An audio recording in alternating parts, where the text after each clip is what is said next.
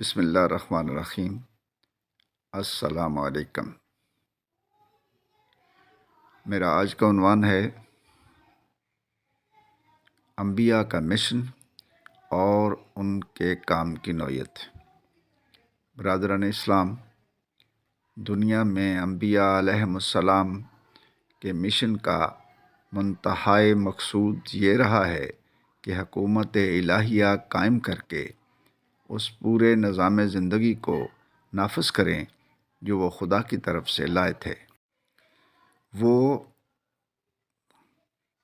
اہل جاہلیت کو یہ حق تو دینے کے لیے تیار تھے کہ اگر چاہیں تو اپنی جاہلی اعتقادات پر قائم رہیں، اور جس حد کے اندر ان کے عمل کا اثر انہی کی ذات تک محدود رہتا ہے اس میں اپنے جاہلی طریقوں پر چلتے رہیں، مگر وہ انہیں یہ حق دینے کے لیے تیار نہ تھے اور فطرتاً نہ دے سکتے تھے کہ اقتدار کی کنجیاں ان کے ہاتھ میں رہیں اور وہ انسانی زندگی کے معاملات کو طاقت کے زور سے جاہلیت کے قوانین پر چلائیں۔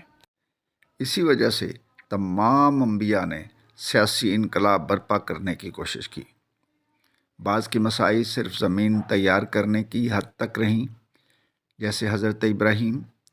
بعض نے انقلابی تحریک عمل شروع کر دی، مگر حکومت الہیہ قائم کرنے سے پہلے ہی ان کا کام ختم ہو گیا، جیسے حضرت مسیح۔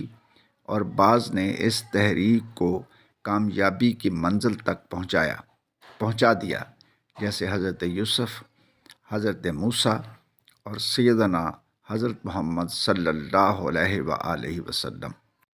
فی الجملہ تمام انبیاء کے کام پر مجموعی حیثیت سے جب ہم نظر ڈالتے ہیں تو اس کام کی نوعیت اس طرح کی پائی جاتی ہے۔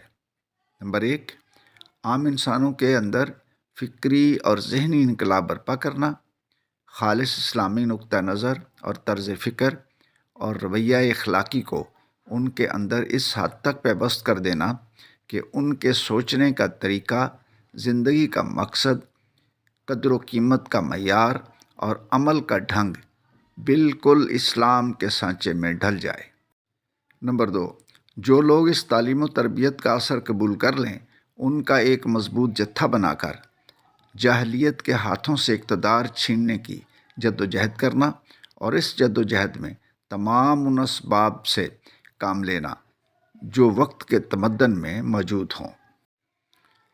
نمبر 3، اسلامی نظام حکومت قائم کر کے تمدن کے تمام شعبوں کو خالص اسلام کی اساس پر مرتب کر دینا، اور ایسی تدابیر اختیار کرنا کہ ایک طرف اسلامی انقلاب کا دائرہ روئے زمین پر وسیع ہوتا جائے، اور دوسری طرف تبلیغ و تناسل کے ذریعے سے جماعت اسلامی میں جتنی نئی بھرتی ہو اس کی ذہنی اور اخلاقی تربیت پورے اسلامی طرز پر ہوتی رہے۔